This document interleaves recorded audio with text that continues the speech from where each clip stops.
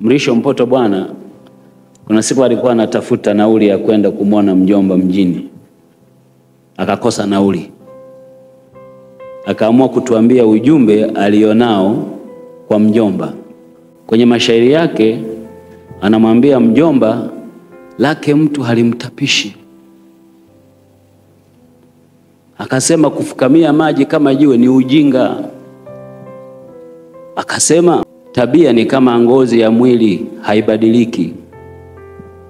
Akamalizia kwa kusema linalong'ata usilipe kidole. Inawezekana tukatofautiana mtazamo wa mawazo hapa na pale, lakini haitufanyi hiyo tugawanyike na tumuone yule aliye na mawazo tofauti ni adui yetu, au wewe kuwa na mawazo yako yawe muhimu kuliko ya wengine na kuwafanya wengine hawajui kufikiri isipokuwa wewe. Tukiwa wamoja zaidi, tukivumiliana zaidi, na tukiheshimiana kama Watanzania wa taifa moja. Ukiona watu wote walioko hapa ni wale wale, sema ni wale wale.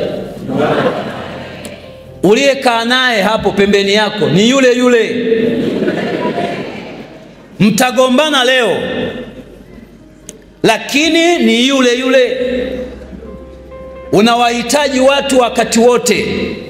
Uwe na cheo usiwe na cheo, unahitaji watu. Uwe na fedha usiwe na fedha, unahitaji watu.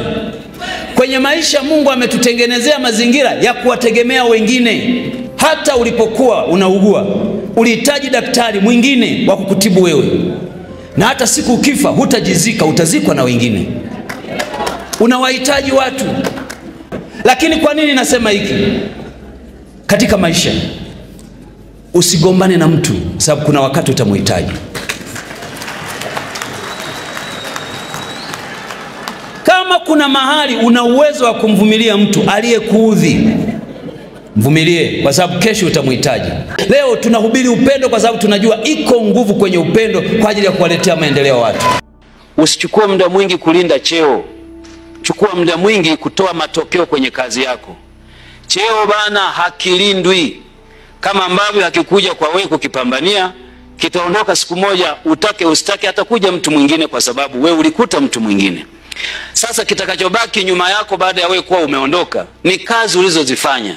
Mstari uliouchora wakati ukiwa kwenye hilo dawati lako. Tupendane, tushirikiane, tuthaminiane. We are one family. Sisi ni familia moja. Tuko hapa kwa ajili ya kuwasaidia wengine ili waweze kubadilisha maisha yao. Kupata madaraka au cheo ni bahati mbaya sana, hakukupi maarifa ya mambo yote. Kupata madaraka au cheo hakukufanyi kujua kila kitu.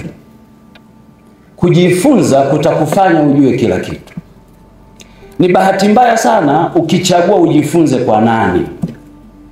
Jifunze kwa yoyote, aliye na cheo, asiye na cheo, ili mradi tu unaamini kile anachoweza kukwambia, hata kama sio kukufundisha, basi kukushauri, tutumie neno hilo, kinaweza kuboresha utendaji kazi wako.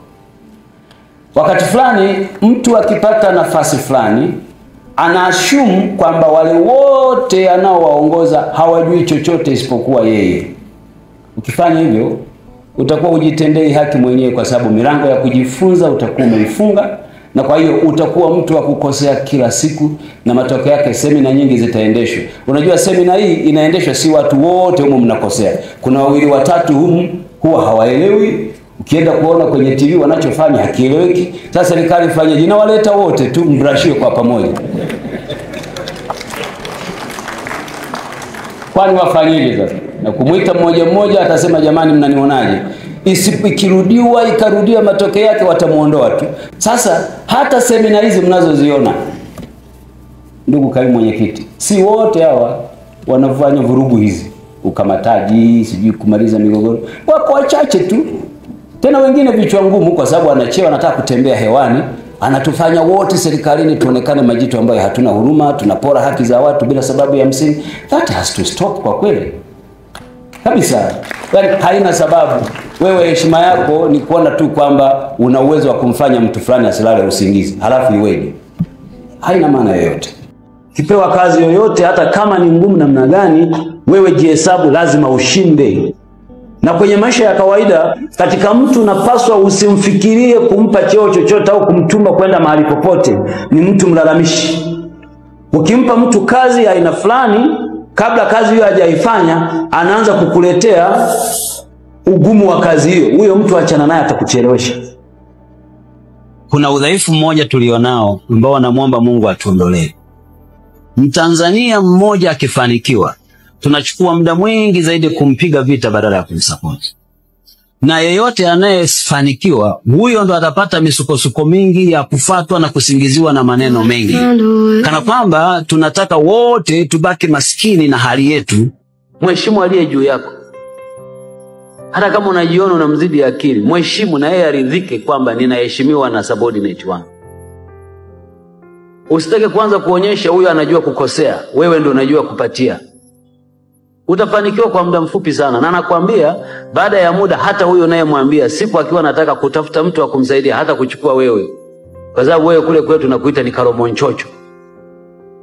Sisimizi alipanda begani kwa ndovu, wakati ndovu akivuka daraja la miti. Wakati ndovu akipita juu ya daraja lile kwa uzito wake, daraja lile lilitikisika sana. Sisimizi akiwa begani kwa ndovu alijua daraja lile linatikisika, lakini hakujua kiwango cha mtikisiko wa daraja lile. Ndovu alipovuka ng'ambo ya pili ya daraja lile, sisimizi alisogea sikioni kwa tembo yule ama ndovu, akamwambia, ndugu yangu ndovu, mimi na wewe tumelitikisa daraja.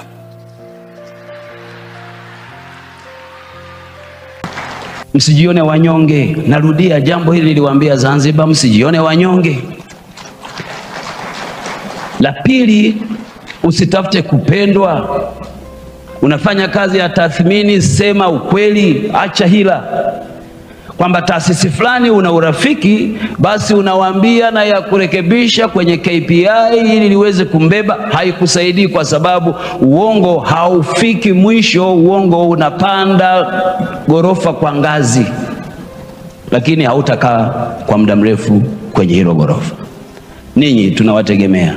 Kama asitokee miongoni mwenu wa kuwagawanya na kumuita huyu ni wa fulani na huyu ni wa fulani. Na kiongozi mzuri ni yule ambaye ana uwezo wa kukaa na mtu ambaye hata akubaliane naye kwa maslahi ya taasisi.